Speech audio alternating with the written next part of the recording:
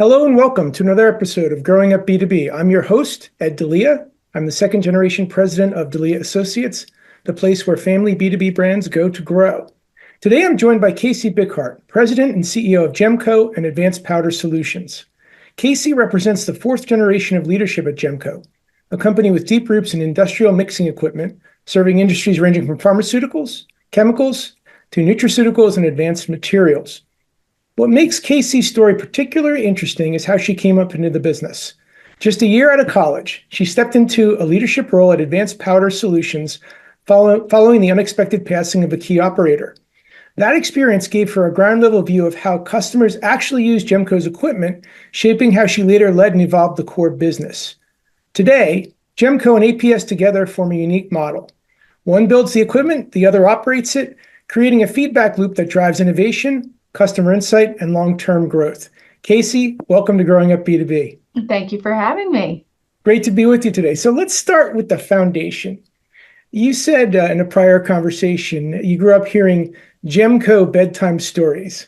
So talk about that and that early exposure and what that did in terms of your mindset at a very young age. Sure. Both of my parents had really, really strong work ethic. And we were always brought up, if you take care of Mother GEMCO will take care of you, meaning you put the business first. And that translated into bedtime stories as well.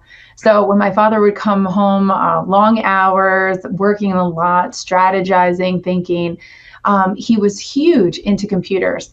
So when he took over the business in the 80s, it was getting into that computer like boom. And he saw different, I guess, inefficiencies in the companies that could be resolved by ERP systems. And these are systems that run the day-to-day operations of the business, especially in manufacturing. And getting these computer programs online, he would sit at his Sunday morning work, right? We all have that as entrepreneurs, Sunday morning work, here we go. And he would sit down Sunday morning, I'd sit on his lap, and he'd show me our ERP system at GEMCO that we still use today, very helpful. And as he would go through the different steps, I would learn a little bit about what he's doing and why that was important for the customers and what efficiencies it was saving. Now, at 6, 7, 8 years old, I didn't really understand the implications, but I knew enough to listen and absorb what I could. And that was my daddy-daughter time. And then, of course, at night, we would also get the bedtime stories like, hey, look what GEMCO's doing, or, where are we traveling today? Where is this blender shipping? And we'd hear different things. So it certainly set my mindset that GEMCO was always going to be a focal point of my life. And it turned out to be true. Well, gosh, even just think about the early exposure you had just to the concept of ERP and to, computer utilization. At that time, that was your dad was quite ahead of the curve, I would say, with engagement in ERP as well as, rapid adoption of computers in an industrial environment. I mean, that must have been, he must have been early on the curve. Yeah. He certainly was. And he also created and worked with programmers at the time, which nowadays you say that and it's totally normal. And back then, this was a huge expense, huge investment, hours upon hours. We have a proposal system, which is pretty much like a configurator. So if you were going to go and pick out a car today, they have a beautiful configurator model. And now just think, back then he created this configurator model of our units. And how it could be used for salespeople and sales reps all over the world. So he definitely was leading a charge, and that takes a tremendous effort and lots of diligence and being extremely detailed, like the accuracy of the testing out every configure. I remember him I would sit with him, he would test out every configuration. He'd be like, nope, that one doesn't work. It's supposed to look like this. Go back and tell the programmer, blah, blah, blah, blah. And we would go through those types of things. So it was very interesting what he was doing. And then later in my journey, when I got to GEMCO and got into it, and especially into sales, we are living off of his legacy for sure. and what he did and what he built, because we still use those processes today, as well as those programs. We're constantly modifying them and keeping them up to date with newer products. But that legacy truly lives on. That's awesome. Mm-hmm. And as I look back, certainly there are things that I've changed from the way my dad did them, but there's certain systems and processes that he put in place. And every now and again, I'm like, let me see if there's a better way. And I've yet to find, crack a code to it better. I'm like, he thought that one out really well. Yeah. Yeah. That one's going to stick. Absolutely. So let's talk about, going back a bit, you kind of knew, and you were obviously exposed at a very young age to the business. So you said, hey, I might end up there, but your path suddenly accelerated quickly. Mm-hmm. A key operator in APS stepped away. So take us back to that, Casey. What do you remember about that period in your life where you were asked suddenly to kind of step in? Because I believe you were already down a path to a career with, I think, in Prudential. And then, about face, you're coming into the business. So talk about that for a moment. Yes, absolutely. So when I was fresh out of college, one of the things that was in my thought process was go out into the other world, not the family business world, but go out into the other world and see how they do things, see about their process, see about, what it means to be in business in a different industry or a different life or a different way of being. Mm-hmm. And I went to work at Prudential Financial. I was an accountant there. Pretty much I called myself a glorified double checker.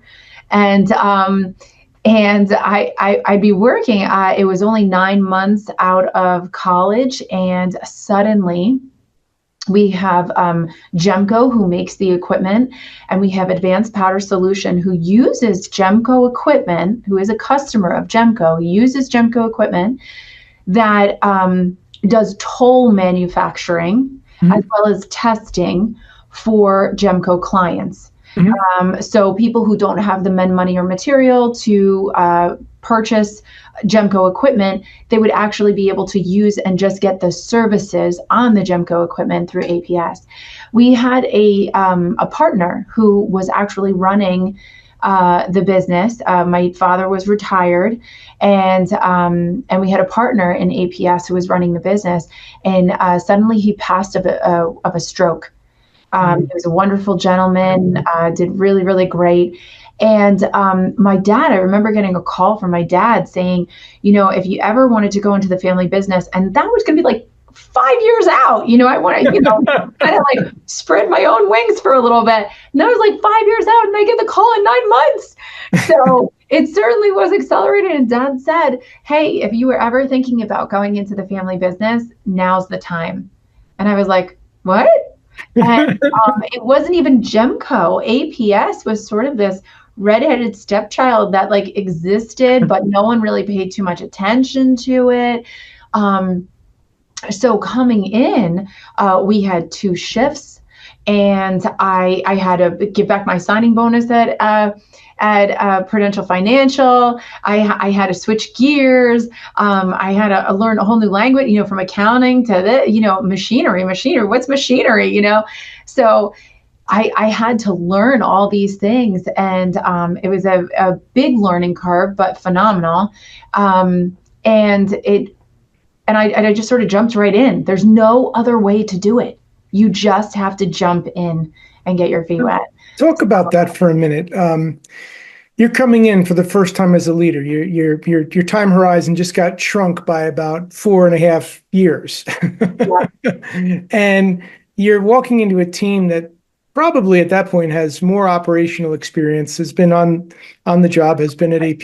Mm-hmm. So talk about that for a minute. Walking in as the leader, how did you establish credibility with the team that was already veteran, had more operational experience, had been there already, and here you are coming in as the new leader of APS? Absolutely. So I leaned heavily on my dad. I remember having, in manufacturing, something's going to go wrong every single day.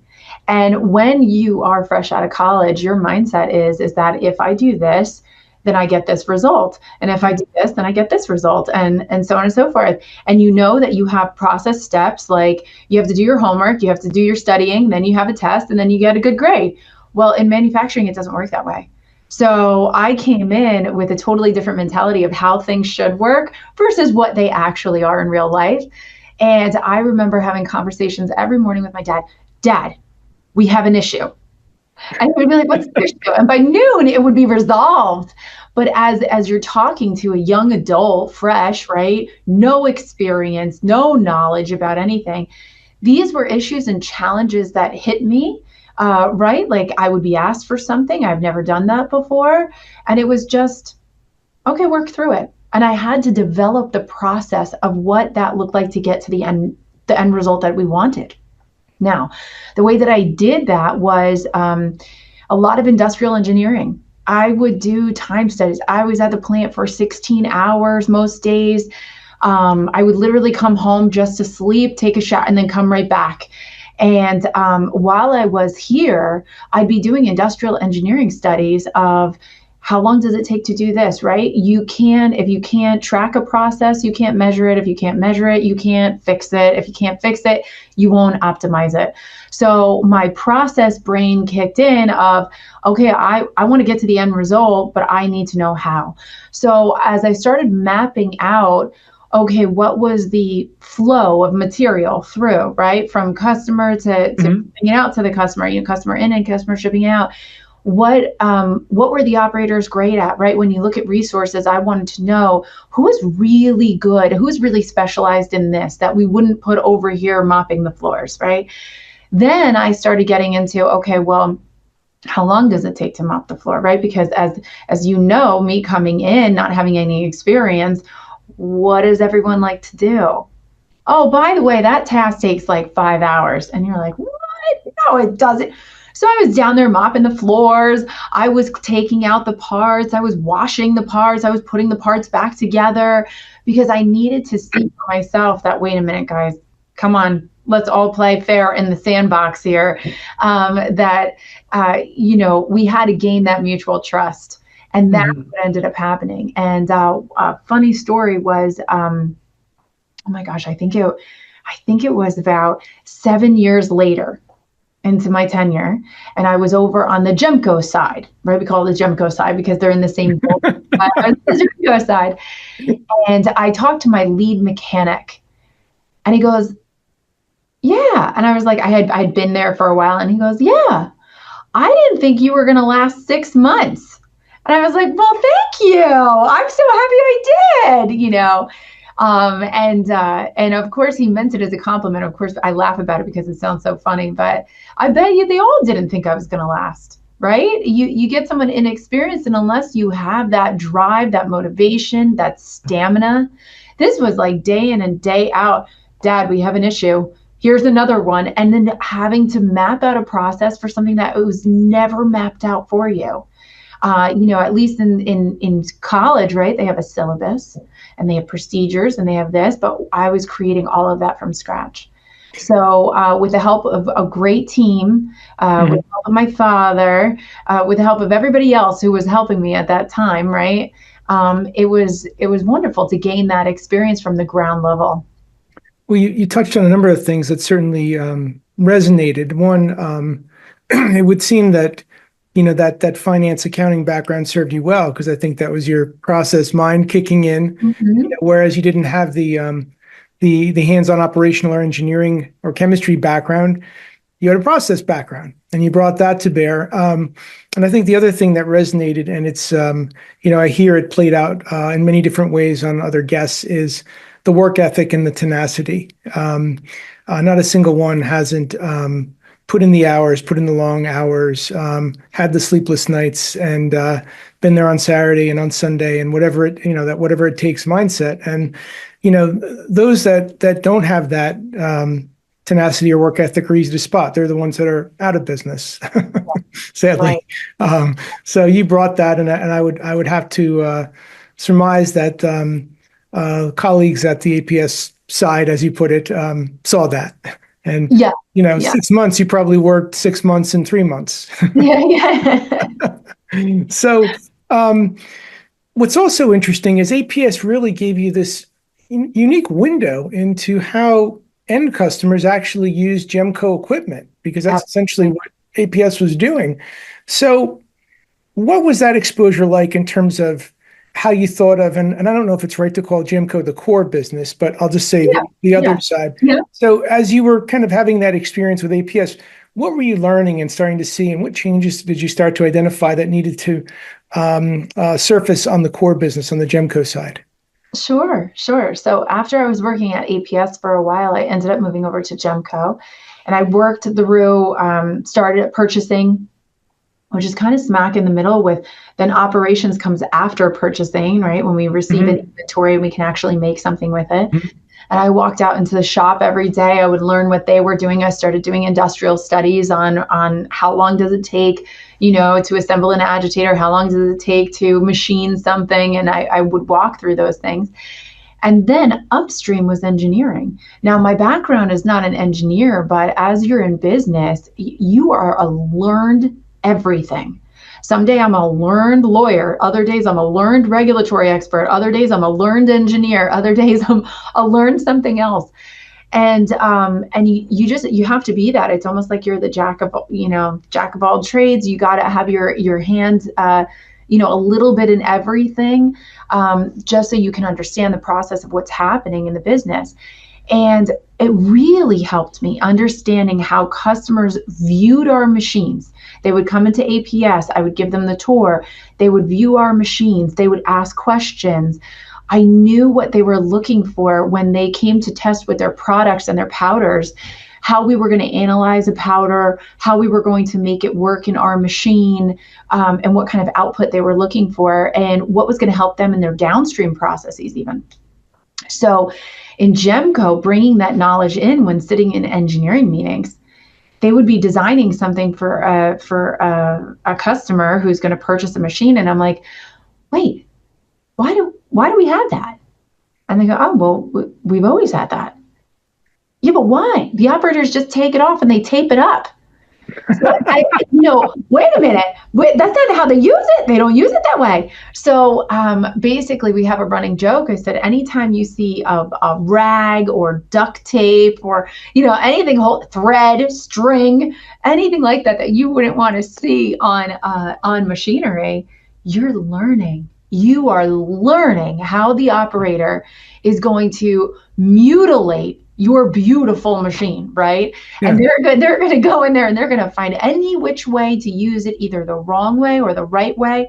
But GEMCO is so wonderful because we have now taken engineering to the next level of utilizing operators as true stakeholders to the process. And once we had that stakeholder awareness, we are now killing it with the machines because we are building machines how they use them.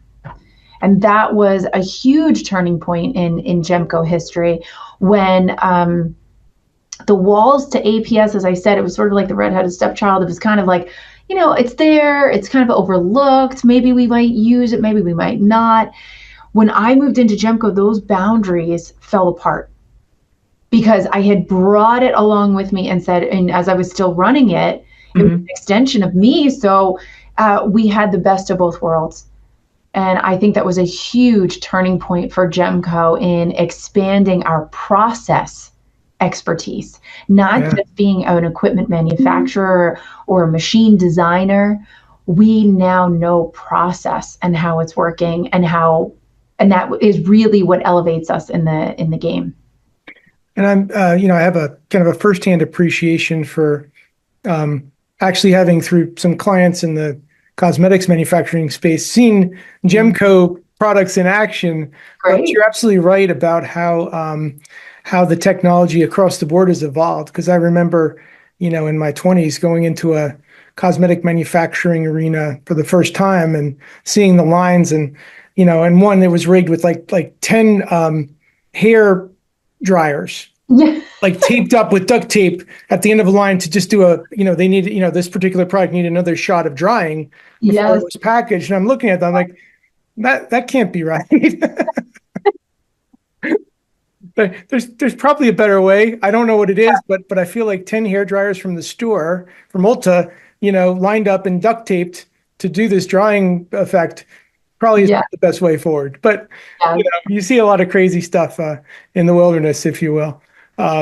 But that's awesome. And I'd have to think that it evolved the way that you could sell and then position GEMCO too, by Mhm. having this, true broad vista of not only how we're machining these products, but we're machining them better because we run them too, just Correct. you, as well as kind of full life cycle continuity of the client's needs, whether they're ready for a machine or they're not quite ready for a machine, but they do want to start testing and start scaling. You've got Right. the APS operation to kind of take them that first leg of the journey, if you will. Yeah. Without putting words in your mouth, is that kind of the way you started to position the? 100%. Yeah, Okay. absolutely. The interchange between GEMCO and APS, it's seamless now. So as a lead comes into GEMCO and we say, hey, would you be interested in testing with us? And the customer's eyes light up like, you can do that? Yes, we can do that for you. They come over to APS, they're hand-holded by APS, they're hand-holded by GEMCO, and it's a seamless transition for our clients. So wherever they end up, like you said, they could just say, hey, I only have 4 batches a year, so I don't need to invest in capital equipment right now. I just want to know either Yeah. feasibility. I just have limited production. I want to do just scale up until I get my feet wet. We can do all of that. And then when they come back to GEMCO, if they're ready to purchase, ready to buy, we're right there waiting for them. That's awesome. So, and it's something like 50% of every test that we run for a client turns into an order. And Wow. now, since APS has grown so much, some of those orders could be either a full-on order of production with APS or a full-on order for a machine. Yeah. So Yeah. we're always very excited when we have that beautiful showroom to show our clients where they come in and they see these GEMCO units lined up, beautiful, beautiful units all lined up. So they can actually see the credibility that we bring to the marketplace. Not a lot of other vendors that we compete with would even have that for a client. Yeah. They might have old beat up, ratty old test equipment, but they're not going to have lines of production in which they can come in and see. And a customer also doesn't get that experience. If they're buying new, they don't get that experience. You can't just call up a competitor and say, I heard you were using the GEMCO. Can I come over and see how you set it up so I can set it up in my plant? No one's going to do that. So where Right. can they come to see it that they're not going to face competition? Right here at GEMCO and APS. I think it really pulls you out of vendor status, really. I mean, it allows you more of that productivity partner whatever their level of productivity needs to be, whether it be, a full-on machine or some scale up in between. So that's really awesome. So getting back to GEMCO for a minute, and you're transitioning into becoming the leader of GEMCO and eventually buying out your father. Um, just talk for a minute, Casey, if you would, about what was the hardest shift from being the daughter in the business to the owner of the business? Mm-hmm. So I think there was differences of style.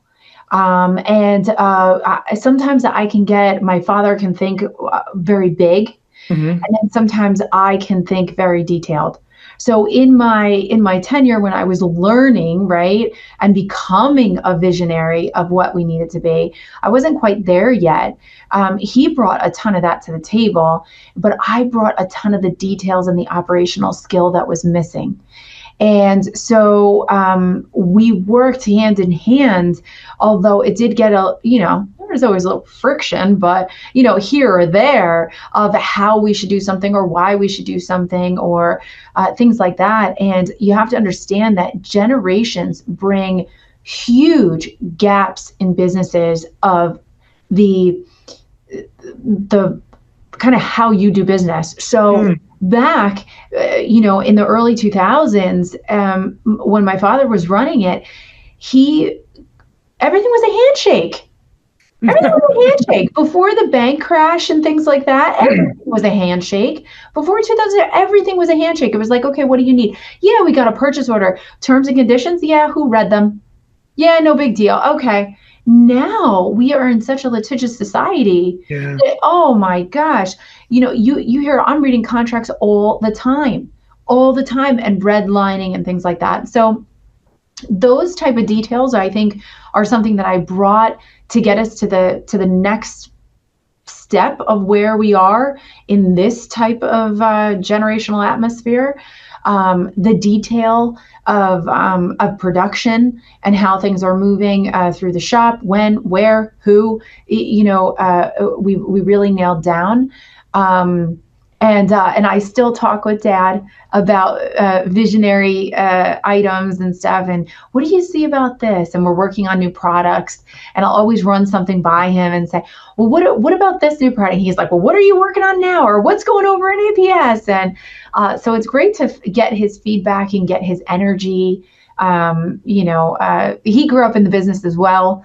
So it's I definitely want to keep learning. There's always something I can keep learning about what to do better. So, and I think that kind of leads nicely into my next question. As the fourth generation leader, certainly you've brought a different flavor to the business in the name of operational excellence, in the name of recognizing the strategic alliance between, the two sides of the fence, if you will, and deliberately blurring the lines to be better positioned. But talk for a moment about how you kind of balance, Casey, your respect for the past and what was built, maintaining that while you do continue to push the business to improve and evolve. Yeah. So I guess the biggest thing that we worked on a lot here was culture. We get a ton of that in EO, right? A ton of that in my WPO experience, and we worked with culture. And it's really we took it to the next level where we defined our core values, and we went through the process of understanding, like, why are we doing what we're doing, and how can we do it with excellence, right? So that stakeholder awareness is something I brought. Because we needed to know for whom are we doing this and what are their expectations, right? We just don't want to move through certain things. We want to know why we are. The other thing also that changed a little bit was promotion. My father was always awesome in promotion. He even started an entire video company to literally make training tapes for GEMCO users.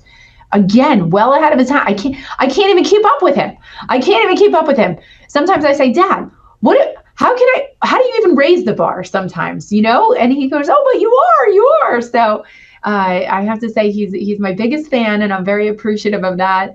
But I think the feeling is mutual, because I look at what he did, and now I'm just doing it on a different platform, right? Now we have LinkedIn. Now we have this, right? So we're just doing things in a different platform, and not necessarily reinventing the wheel, but just up leveling ever so slightly. And as new products come out, it's the promotion of those new products that we do. So that's interesting. And probably not on tape anymore. So certainly, No, not on tape. Time capsuled that nicely. I remember the day of videotape. That's right. That's right. When one of my twins saw, it was sitting, I think it was like in this old vintage car. It was a cassette tape. Yes. And they're like, Dad, what's that? I'm like, that's a cassette tape. He's like, well, what's it for? Like, well, that's how we used to play music. And my son looked at me and goes, why? It's a long answer to that. But so when you look at what GEMCO and APS is today, do you think that the market fully recognizes that the powerhouse of the two as one? Do you think the market understands it and fully appreciates it, or do you think you have more missionary work to do to really fully explain this unique model? I think there's always more work. Okay. And I think it's just, the GEMCO brand has been built up, and we're 110 years now. So that's a feat in itself. And that carries a lot, but we have really, really pushed on the promotion and the PR and, just trade shows, getting our name out there. we want to be the brand that everybody remembers. We've outlasted our competition. The largest competitors that we had have been bought and sold. So we're very proud of standing on our own 2 feet, right? Still a family-owned business for 4 generations, and that's something to be said, considering how much mergers and acquisitions and sales of companies are so prevalent today, right? And the roll-ups. So very, very happy about that, but that we're still making it. But there's always more brand recognition to go. There's always people who need to learn about us. We always invite them in, because once they see the equipment, they go, I got it. We do our own videos that we put out on our website that we send to every lead that we have.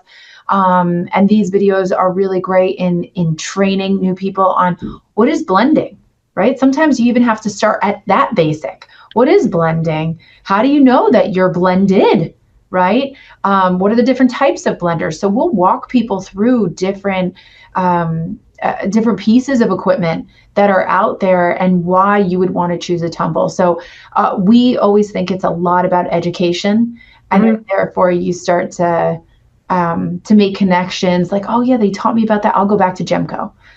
So we always like to do that. And, I think you're raising an important point.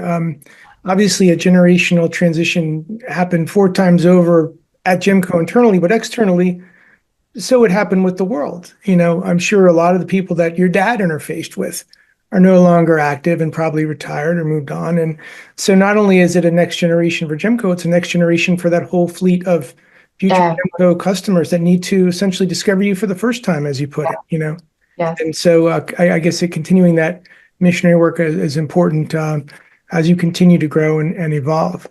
You mentioned something else I wanted to just get a little bit more perspective on. At 110 years, possibly, if not the oldest, one of the oldest standing companies in your category.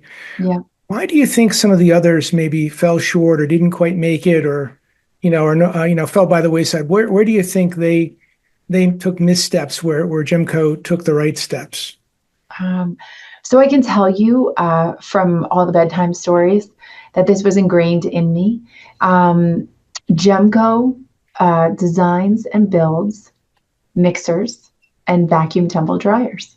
And that's what we do. We don't build submarines. That's what we say. We don't build skyscrapers.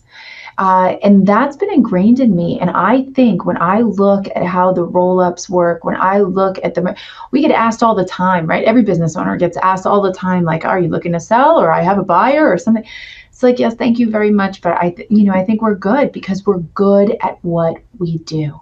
And one of the things that GEMCO has always done is kept in our lane and become the expert and have all the industry knowledge. So then that way people come to us as the authority. Awesome. And what we've seen our competitors do is expand their product offering too much, where they had no experience, where they had salespeople, but no salesperson with experience in any of those pieces of process equipment. So if someone wanted a tumble mixer, great. If someone wanted a ribbon mixer, great. If someone wanted a sieve, great. If someone wanted a sifter, great. Someone wanted a magnetic, fine. If they wanted this, if they wanted that, anything that they asked for, it was like, yes, we can do that. Yes, of course we can do that. And they would gather up more product lines, but in essence, they were diluting themselves. They were diluting their authority in the industry. And that's one of the things with our engineering staff, with our product expertise, as well as our process expertise, we've been able to withstand that.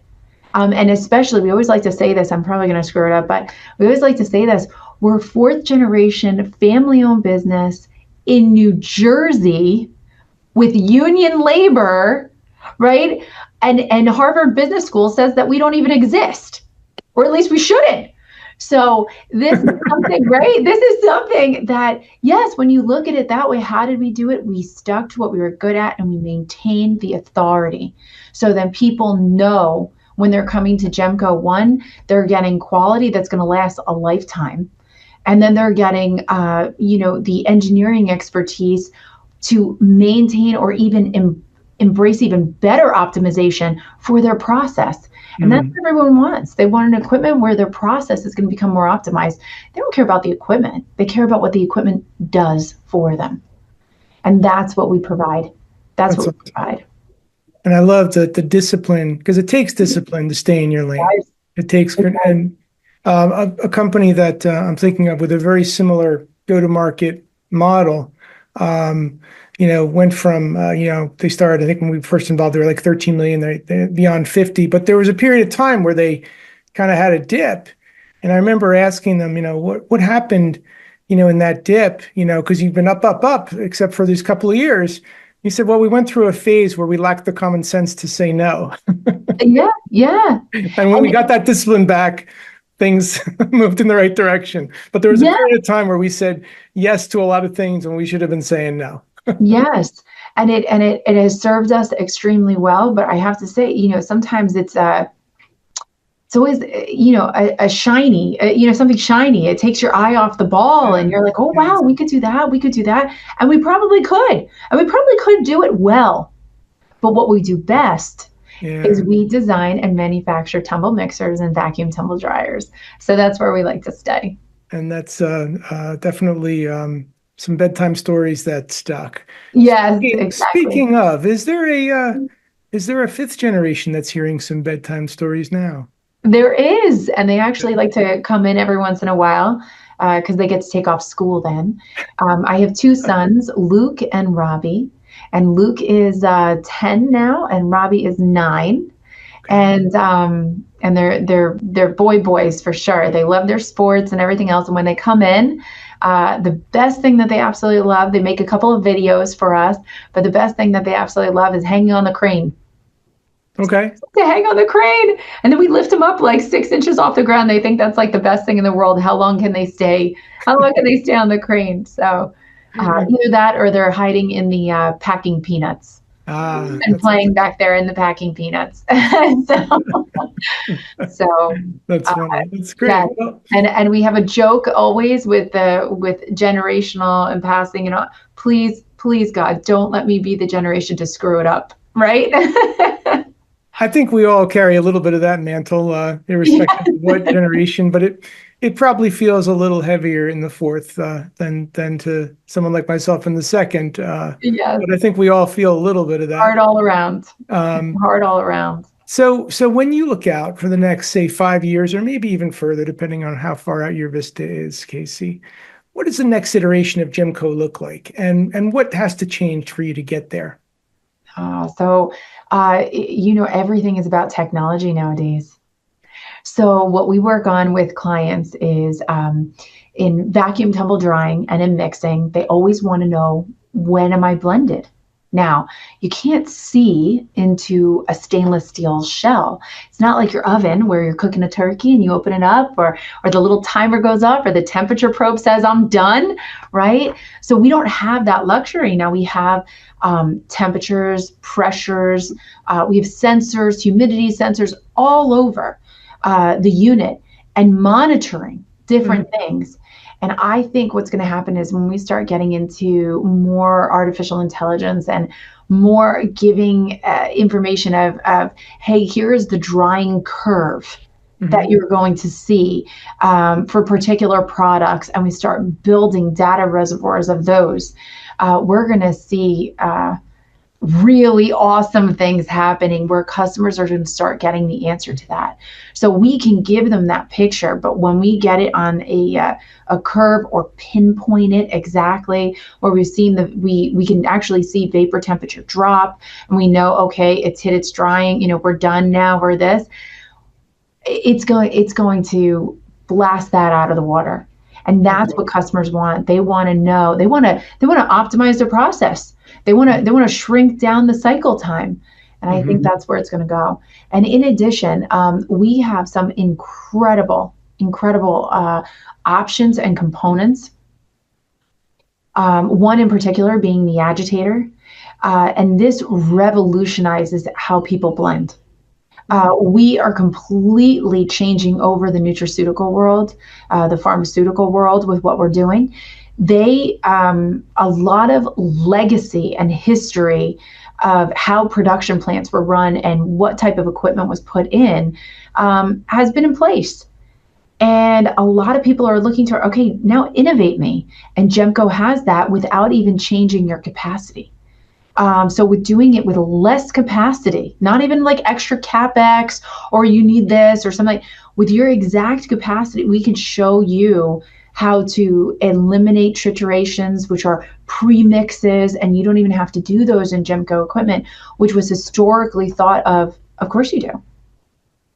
But we are finding answers every day. We use APS all the time to run tests, not even for GEMCO customers or potential new customers, but for ourselves. So we can start to see how powder is going to behave, what we can do better.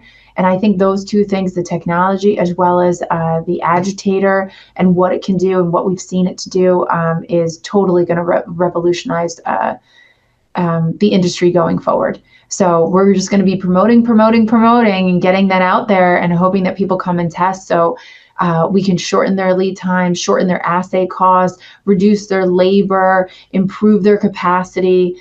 It's gonna be life-changing for them. That's awesome. And you brought another great point about APS that I hadn't fully considered until the end. It's also something of an innovation center for you, for GEMCO. And definitely. That's another light of it is. Anytime that GEMCO comes out with a new innovation, what we like to call retrofits, we try never to do planned obsolescence. So you think about your iPhone and then all of a sudden, oh, wait a minute, now I switched to a different iPhone model. Now I need all new cords, all new power outlet plugs and whatnot. And you're like, and all new cases. And you're like, how come I can't just use the same case? It's fine. So you need all that. And that's all planned obsolescence. So I have to say, absolutely brilliant, as far as the marketing and the revenue and things like that. But GEMCO doesn't do that. We have equipment lined up that my great-grandfather sold next to where my grandfather sold, next to what my father sold. And these three pieces of equipment running side by side still today, running. So that's pretty incredible. That's legacy in itself. And one of the things that we do is we constantly retrofit our equipment. So when someone does have something old in the field, it's not planned obsolescence. It's how can I retrofit you to get you up to 2026 standards? And that's what we try to do. And over in APS, that's the first place we test. We don't put these retrofits on a brand new client. We put them on ourselves first. And then once we worked out the kinks, we found out how the operator is going to use it, how the operator is going to not use it, how they're going to break it, how they're going to install it, what does it look like for the mechanics. And we've identified all the end users. Then we go out and we promote and we market. Yeah. And for our listeners, just in order of scale and magnitude, a GEMCO piece of equipment is not something you can throw in the trunk of your car. These are fairly large, Correct. fairly sophisticated pieces of equipment that, most certainly a buyer is going to want to extend the life cycle of that equipment's use. Absolutely. For a good while, yeah. So absolutely, helping them do that, I'm sure, is also another strategic advantage in knowing that, yes, for now 4 generations and 110 years, you've been standing by them and you'll continue to stand by them. And that's another vote of assurance, I would say, probably for a GEMCO piece of equipment. Absolutely. Last question, Casey. If any of our listeners wanted to connect to learn more about you and your story, or about GEMCO or APS, what's the best way for them to connect?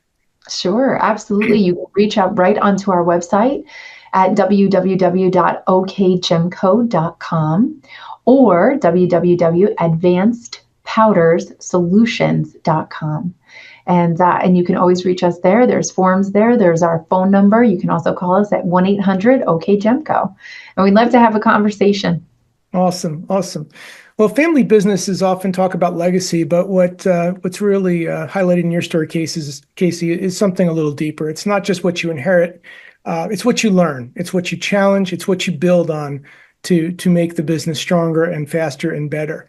And I think the combination of GEMCO and APS is a great example of how proximity to the customer can drive smarter innovation and longer-term relevance.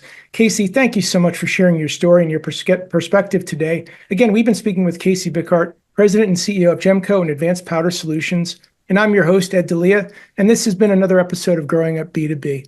Thank you so much for listening, and we'll see you next time. Casey, thank you so much for being with us today. Thank you for having me. Hey, thanks so much for tuning into Growing Up B2B. To explore more episodes and insights, visit podcast.delianet.com. And if you've enjoyed this episode, please give us a rating or review on your podcast platform of choice. Having worked with hundreds of family-led businesses across my career, and being a second-generation leader myself, I'm on a mission to help every family business I meet achieve next-level growth for their organization.